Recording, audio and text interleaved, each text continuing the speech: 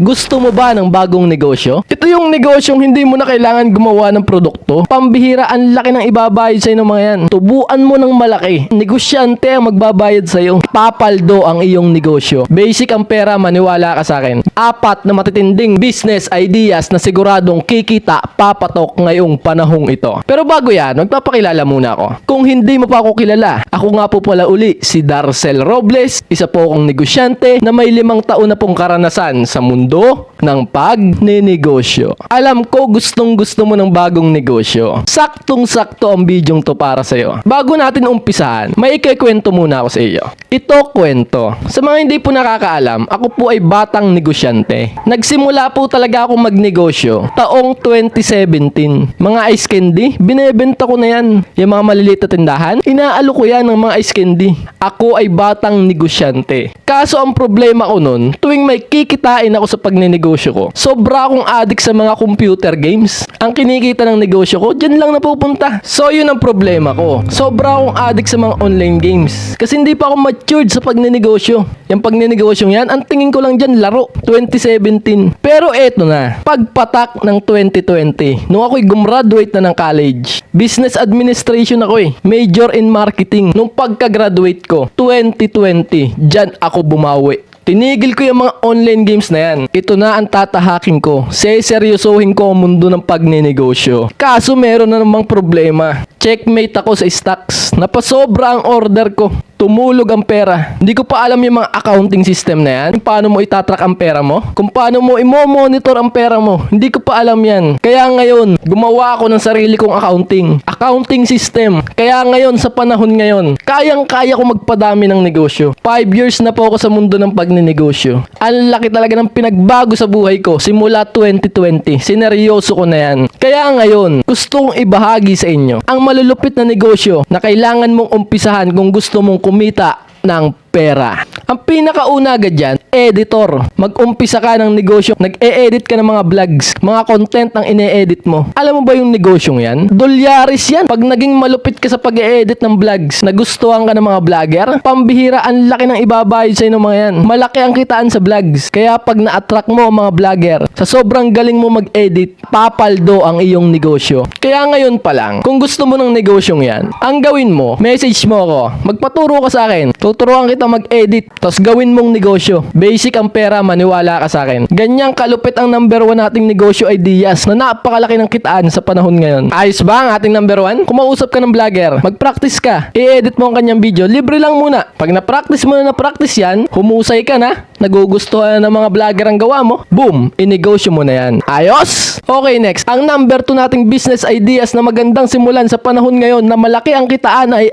be an accountant. Maging bookkeeper ka ng mga negosyante. Sa panahon ngayon, ang wala ng oras mag-track ng mga pera nila. Labas-pasok ng pera nila. Wala ng panahon ng mga negosyante yan. Kaya ngayon, kung ikaw ay gagalingan mo, makabuo ka ng sistema na mapapakinabangan ng mga negosyante, inegosyo mo yan. Malaki ang kitaan dyan. Negosyante ang magbabayad sa'yo. Kaya ngayong alam mo na to, gagamit ka ng technique na magpaturo ka technique. Ito yung technique na kakausap ka ng isang malupit na negosyante na may alam sa accounting. Tunay na accounting yung talagang napapakinabangan ng mga negosyante. Kakausap ka ng isang tao, magpapaturo ka sa kanya at gagawin mong isang negosyo. Kaya ngayong alam mo na to, ako ay gumawa ng isang accounting system. Pwede kitang turuan. Comment mo lang dyan sa baba, magpapaturo ka. Ako nang bahala mag-message sa'yo. Tuturuan kita ng accounting system na pwede mong inegosyo. Kakailanganin ng mga negosyante. Ayos ba yan? Yan ang pangalawa nating negosyo na malaki ang kitaan sa panahon ngayon. Malinaw ba?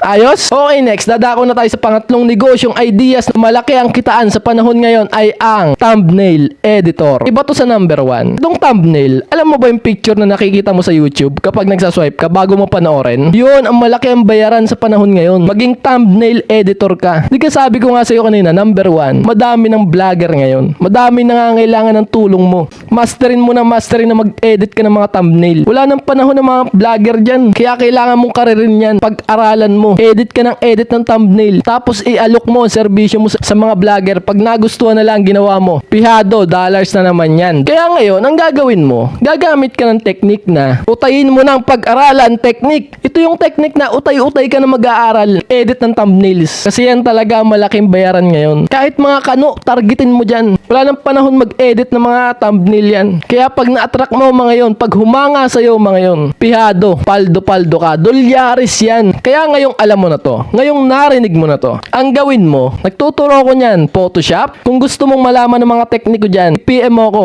Comment ka dyan sa baba na magpapaturo ka at inegosyo mo ang alam na ituturo ko sa'yo. Ayos ba? Okay, next, dadako na tayo sa pinakahuli. Ang pang-apat na negosyo ideas na malaki ang kitaan sa panahon ngayon ay ang online business middleman technique. Ito yung negosyong pag-o-online business ka. Alam mo na yan, online business, online shopping, alam mo na yan. Basic, di ba? Pero hindi. Mas malupit ang alam ko dyan. Ito yung negosyong hindi mo na kailangan gumawa ng produkto. Iaangkat mo na lang sa iba yun. Kukunin mo na lang sa iba yun. For example natin, tasa. Hindi ka man nagawa ng tasa eh. Iangkat mo na lang sa iba yan. Kuwari ang kapitbahay mo nagbebenta ng tasa. Ay, hindi naman magaling sa marketing to eh. Yung kapitbahay mong to.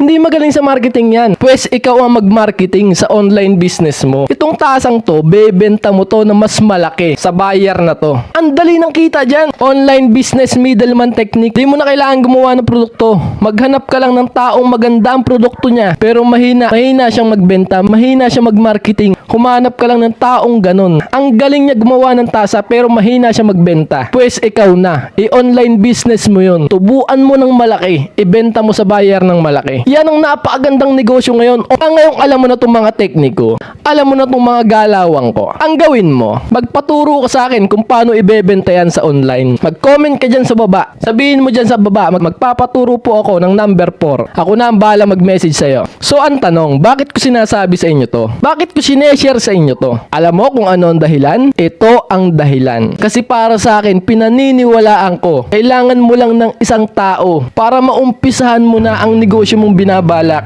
Isang taong magpapalakas ng loob mo. Tuturuan ka. Masyo-shortcut mo ang daan papuntang tagumpay. Pinaniniwalaan ko, kailangan mo lang ng isang tao. Kasi walang nag-guide sa'yo eh. Ito na nga oh, Darcel Robles, nasa harapan mo. Mag-comment ka dyan sa baba na magpapaturo po ako. Yun lang ang inaantay ko, yung comment mo. Huwag ka magpapatalo sa kalaban natin. Kasi ang kalaban mo dito, yung mahihiya ka pa. Magdadalawang isip ka pa. Aabutin ka ng taon dyan. Tatakutin ka nyan. Halika na, sumama ka sa akin. Tuturuan kita one-on-one, isang buwang program. Huwag mong aangkinin mag-isa. Magpaturo ka sa akin. Sumama ka sa akin. Kayang-kaya mo yan. Akong bahala sa'yo. Ibigay mo sa akin ang isang buwan mo. Tuturuan kita. Papalakasin natin ang negosyo mo. Mga kanegosyo ko, tandaan niyo po ito ha. Hindi sapat ang mga payo ko. Hindi sapat yung mga ideyang binigay ko sa inyo. Yung mga negosyong malaki ang kitaan. Hindi yan sapat kung wala kang aksyon. Execute lang talaga. Kailangan mong kumilos. Kailangan mong lakasan ng loob mo. Kailangan mo ng tapang tiwala sa sarili mo. Di mo kailangan ng perpekto para magsimula. Di mo kailangan yan. Kalukuhan lang yan. Kailangan mo magsimula para maging malupit ka. Yan lagi ang tandaan mo. Kaya kung may iniisip ka negosyo, wag mo na ipagpabukas. Wag mo na pa isang linggo pa. Simulan mo na agad ngayon. Dahil sa mundong to, hindi matatalino o nananalo. Ang nananalo ngayon sa panahon ngayon, yung determinado. Yung walang plano. Walang pakialam magkamali. Basta ang importante, yung kikilos ka na kahit kulang-kulang ka pa. Para maging malupit ka. Determinado ang nananalo sa panahon ngayon. Maniwala kay sa akin. Ayos ba yun? Malinaw ba ang usapan natin ngayong gabi? Palakpakan naman dyan. Nga pala, inakwento ko kanina, no? Nagtuturo po ako ng isang malupit na negosyo sa panahon ngayon. Bago mong sisimulan negosyo. Negosyong walang katulad.